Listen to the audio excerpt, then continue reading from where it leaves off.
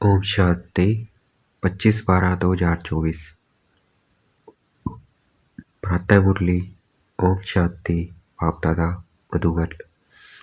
ओम शांति बिठे बाप दादा। बिठे बच्चे, हाँ जी बिठे बाबा। कदम कदम श्रीपथ पर चलना यही हाईएस्ट चार्ट है। जिन बच्चों को श्रीमत का रिगार्ड है वह मुरली जरूर पढ़ेंगे।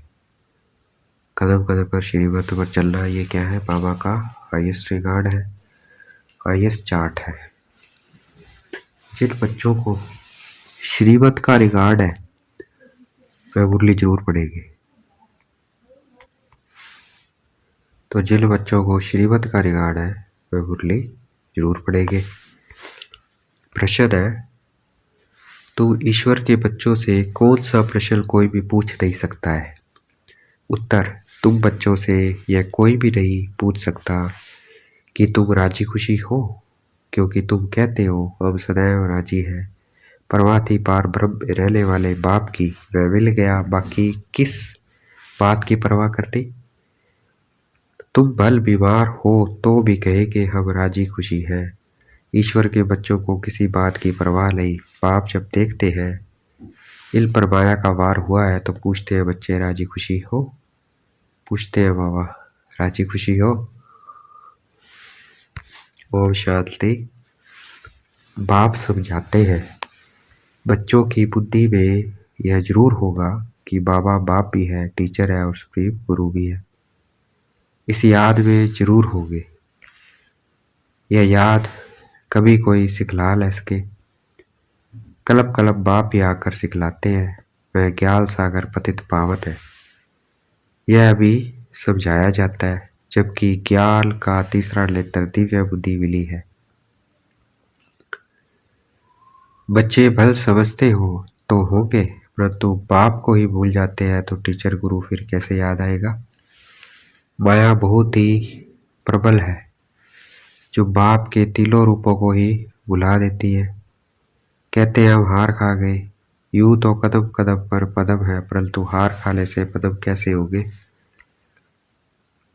अगर माया से हार खा लेंगे तो पदम कैसे होगे? वरना क्या है? कदमों में पदम है। देवताओं को ही पदम की निशानी देते हैं। यह ईश्वर की पढ़ाई है।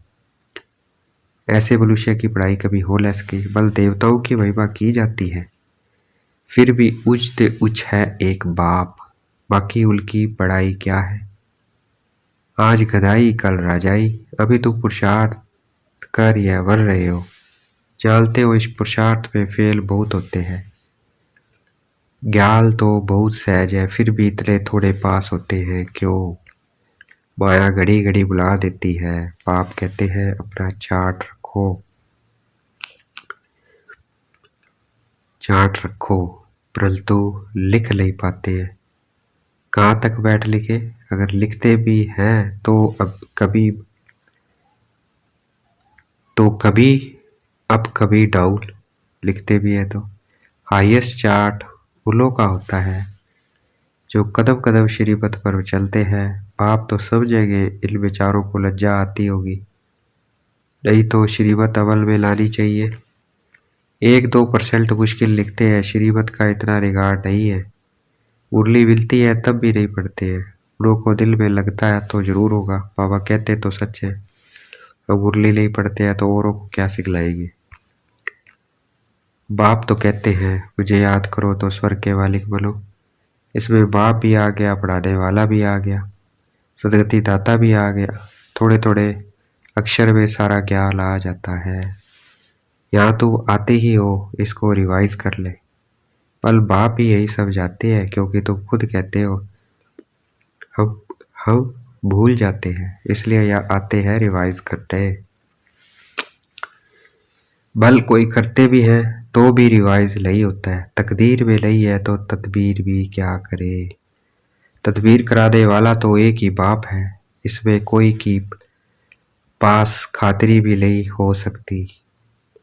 उस पढ़ाई में तो एक्स्ट्रा पढ़ा ले लिए टीचर को बुलाते हैं, यह तो तकदीर बुलाने के लिए सबको एक रस पढ़ाते हैं। एक एक को अलग अलग कहाँ तक पढ़ाएंगे, कितने ढेर बच्चे हैं उस पढ़ाई में। कोई बड़े आदमी के बच्चे होते हैं, ऑफर करते हैं तो उनको एक्स्ट्रा भी पढ़ाते हैं। टीचर जानते हैं कि यह डल है, इसलिए पढ़कर उनको स्कॉलरशिप लायक बनाते हैं। यह टीचर ऐसा नहीं करते हैं, यह तो सभी को एक जैसा पढ़ाते हैं। एक्स्ट्रा पुरुषार्थ वाला टीचर कुछ कृपा करते हैं, बल ऐसे तो पैसे भी लेते हैं। खास टाइम दे पढ़ाते हैं जिससे वह जास्ती पढ़कर होशियार होते हैं। यह बाप तो सबको एक ही भाव तक देते हैं, बल वाला भाव। बस बाप ही एक पतित पावर है, उनकी ही याद से हम पावन बनेंगे। वह तुम बच्चों के हाथ में है, जितना याद करेंगे उतना पावन बनेंगे। सारा मदार हर एक के पुरुषार्थ पर है। वह तो तीर्थों पर यात्राएं कर ले जाते हैं, एक एक दो को देख कर भी जाते हैं। तुम बच्चों ने भी बहुत यात्राएं की है, फिर क्या हुआ, नीचे ही गिरते आए हो। यात्रा किस लिए है, इससे क्या मिलेगा, कुछ भी पता नहीं था। अभी तुम्हारी है याद की यात्रा, अक्षर ही एक है। कौन सा बलबलाभव, यह यात्रा तुम्हारी अनादि है। वह भी कहते हैं अब यह यात्रा अनादि काल से करते आए हैं। अभी तुम ज्ञान सहित कहते हो कि हम कल्प कल्प यह यात्रा करते हैं। ये यात्रा खुद बाप आकर सिखलाते हैं। उन यात्राओं में कितने धक्के खाते हैं, कितना शोर होता है। यह यात्रा है डेड साइलेंस की। एक बाप को ही याद करना है, इससे ही पावर बनना है। तुम्हें बाप ले सच्ची सच्ची रूहानी यात्रा सिखलाई है। वह यात्राएं तो तुम जलब जलबातर करते ही रहे हो, फिर भी गाते हैं चारों तरफ लगाए फेरे, फिर भी रहे दूर। भाई बाबा को मिलने के लिए घूमे सब जगह, लेकिन फिर भी बाबा से दूर रहे। चारों धाम गए, कागा गए, हरिद्वार गए, लेकिन फिर भी बाबा से दूर रहे। भगवान से तो दूर ही रहे, यात्रा से आकर फिर विकारों में गिरते हैं। तो क्या फायदा। अभी तो बच्चे जानते हो यह पुरुषोत्तम सा कलयुग जबकि बाप आए हैं। एक दिन सभी जान जाएंगे कि बाप आया हुआ है। भगवान आखिर मिलेगा कैसे, यह तो कोई भी नहीं जानते। कोई तो समझते हैं कुत्ते बिल्ली में भी मिलेगा, क्या इन सब में भगवान मिलेगा। कितना झूठ है, झूठ ही खाला झूठ ही पीला, झूठ ही रात बिताला। इसलिए यह है ही झूठ खंड।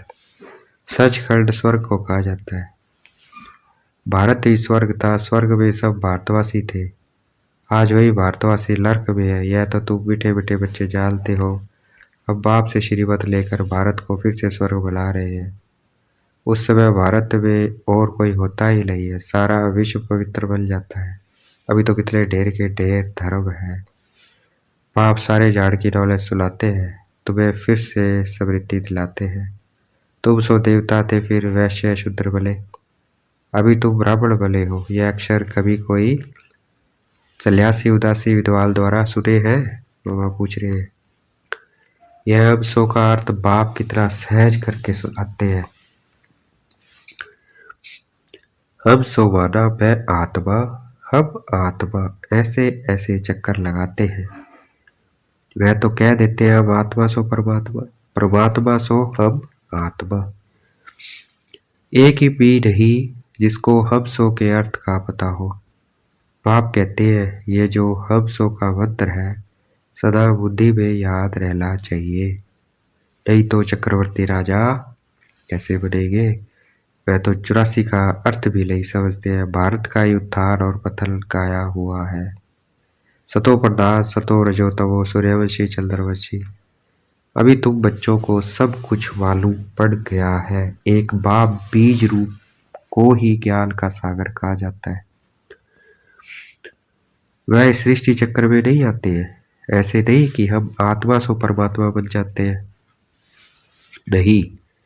बाप आप समान नॉलेजफुल बनाते हैं, आप समान गॉड नहीं बनाते हैं। इन बातों को अच्छी रीति समझना चाहिए, तभी बुद्धि में चक्कर चल सकता है। तुम बुद्धि से समझ सकते हो कि हम कैसे 84 के चक्कर में आते हैं। इसमें समय, वर्ण, वंशावली सब आ जाते हैं। इस नॉलेज से ही ऊंचते ऊंच बनते हैं। नॉलेज होगी तो औरों को भी देंगे। उन स्कूलों में जब इम्तिहान होता है तो पेपर आदि भर जाते हैं। पेपर विलायत से आते हैं। जो विलायत में पढ़ते होंगे उनमें भी कोई बड़ा एजुकेशन मिनिस्टर होगा तो जांच करते होंगे। यहाँ तुम्हारे पेपर्स की कौन जांच करेगा? तुम खुद ही करेंगे, खुद ही करेंगे। खुद जो चाहिए सो बनो। पढ़कर जो पद बाप से चाहो वह ले लो। जितना बाप को याद करेंगे, दूसरों की सर्विस करेंगे, उतना ही फल मिलेगा। उन्हें सर्विस करने की फिक्र रहेगी कि राजधानी स्थापना हो रही है तो प्रजा भी तो चाहिए ना। वह वजीर आदि की दरकार नहीं रहती है। या तो जब अकल कब होता है तब वजीर की दरकार होती है। या बाप के पास भी राय लेने आते हैं, बाबा पैसा है क्या करे, धंधा कैसे करे। बाप कहते हैं यह दुनिया के धंधे आदि की बात यहाँ नहीं लाओ। हाँ, कोई दिल शिकस्त हो जाए तो थोड़ा बहुत आथत देने के लिए बता देते हैं, लेकिन यह मेरा कोई धंधा नहीं है। मेरा धंधा है तुम्हें पति से पावन बनाना, विश्व का मालिक बनाने का। तुमको बाप से श्रीमत सदा लेते रहना है। अभी तो सभी की है आसुरी मत। वहाँ तो सुखधाम है। वहाँ कभी ऐसे नहीं पूछेंगे कि राजी खुशी हो, तबीयत ठीक है। यह अक्षर यहाँ ही पूछा जाता है, वहाँ यह अक्षर होता ही नहीं है। दुखधाम के कोई अक्षर ही नहीं है। परंतु बाप जानते हैं बच्चों में माया की प्रवेशता होने के कारण बाप पूछ सकते हैं कि ठीक ठाक राजी खुशी हो। मनुष्य यहाँ के अक्षर को तो समझ न सके, वही मनुष्य पूछे तो कह सकते हैं कि हम ईश्वर के बच्चे हैं। हमसे क्या कुछ खुराफात पूछते हो? परवाह थी पार ब्रह्म में रहने वाले बाप की, अब वह मिल गया, अब क्या परवाह। यह हमेशा याद रहना चाहिए। हम किसके बच्चे हैं, यह भी बुद्धि में ज्ञान है। जब हम पावन बन जाएंगे फिर लड़ाई शुरू होगी। तुमसे पूछेंगे जरूर, तुम कहेंगे हम तो सदैव राजी हैं। बीमारी भी हो तो भी राजी हो, बाबा की याद में हो तो स्वर्ग से भी यहाँ जास्ती राजी हो। जबकि स्वर्ग की बादशाही देने वाला बाप मिला है। जबकि स्वर्ग की बादशाही देने वाला बाप मिला है। हमको कितना लायक बनाते हैं, फिर हमको क्या परवाह है। ईश्वर के बच्चों को किस चीज की परवाह है? वहां देवताओं को भी परवाह नहीं। देवताओं के ऊपर है ईश्वर, तो ईश्वर के बच्चों को क्या परवाह हो सकती है? बाबा हमको पढ़ा रहे हैं, बाबा हमारा टीचर है, सतगुरु है। बाबा हमारे ऊपर ताज रखते हैं। इसको इंग्लिश में कहते हैं क्राउन प्रिंस। बाप का ताज बच्चा पहनेगा। तुम समझ सकते हो, सतयुग में सुख ही सुख है। प्रैक्टिकल में वह सुख तब पाएंगे जब वहां जाएंगे, वह तो तुम ही जानो। सतयुग में क्या होगा, यह शरीर छोड़ हम कहाँ जाएंगे। अभी तुमको प्रैक्टिकल में बाप पढ़ा रहे हैं। तुम जानते हो सच सच हम स्वर्ग में जाते हैं। वह जो कहते हैं फलाना स्वर्ग में गया, परंतु उन्हें पता नहीं स्वर्ग और नरक किसको कहा जाता है। क्लब की आयु ही लाखों वर्ष लिखती है, तो उनको पता ही नहीं है। जन्म जन्मांतर ये ज्ञान सुनते सुनते गिरते आए हैं। अभी तुम्हारी बुद्धि में है कि हम कहां से कहां आकर गिरे हैं। सतयुग से गिरते ही आए हैं। अभी हम इस पुरुषोत्तम संगम युग पर पहुंचे हैं। क्लब क्लब बाप आते हैं पढ़ाने। बाप के पास तुम रहते हो ना, यही हमारा सच्चा सच्चा सतगुरु है जो मुक्ति जीवन मुक्ति का रास्ता बताते हैं। जैसे ये बाबा भी सीखते हैं, ऐसे इनको देख तुम बच्चे भी सीखते हो। कदम कदम पर सावधानी रखनी होती है। मनसा वाचा कर्मणा बहुत शुद्ध रहना है। अंदर कोई भी गंदगी नहीं होनी चाहिए। बाप को घड़ी घड़ी बच्चे भूल जाते हैं। बाप को भूलने से बाप की शिक्षा भी भूल जाती है। हम स्टूडेंट हैं यह भी भूल जाते हैं। है बहुत सहज, बाप की याद में ही करामात है। ऐसे करामात और कोई भी बाप सिखला न सके। इस करामात से ही तमो प्रधान से सतो प्रधान बनते हैं। तुम बच्चे जानते हो शिव बाबा ने ब्रह्मा द्वारा आदि सनातन देवी देवता धर्म की स्थापना की है। जो धर्म सतयुग और त्रेता आधा आधा कल्प चलता है, फिर दूसरे धर्म वाले बाद में वृद्धि को पाते हैं। जैसे क्राइस्ट आया, पहले तो बहुत थोड़े थे, जब बहुत हो जाए तब राजाई कर सके। क्रिश्चियन धर्म अभी तक है, वृद्धि होती रहती है। वे जानते हैं कि क्राइस्ट द्वारा हम क्रिश्चियन बने हैं।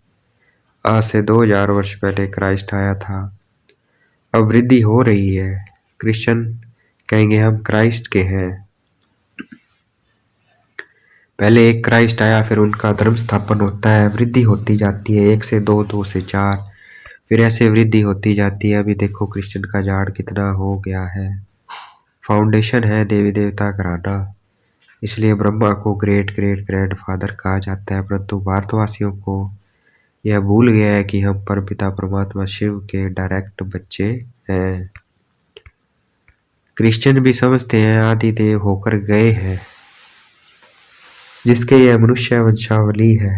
बाकी वह मानेंगे तो अपने क्राइस्ट को ही, क्राइस्ट को बुद्ध को फादर समझते हैं। सिजरा है ना, जैसे क्राइस्ट का यादगार क्रिश्चियन देश में है, वैसे तुम बच्चों ने यहाँ तपस्या की है, तब तुम्हारा भी यादगार यहाँ है आबू में। कौन सा? दिलवाड़ा टेम्पल। अच्छा, देखेंगे बाप दादा भी याद प्यार दे रहे हैं। मीठे मीठे सिगलते बच्चों प्रति माता पिता बाप दादा का याद प्यार। गुड मॉर्निंग रूहानी बाप की, रूहानी बच्चों को नमस्ते। हमें भी याद प्यार देना है। हम रूहानी बच्चों की, रूहानी बाप दादा को दिलवा जान शिकवा प्रेम से वेद का याद प्यार और नमस्ते। ताना के लिए मुख्य सार।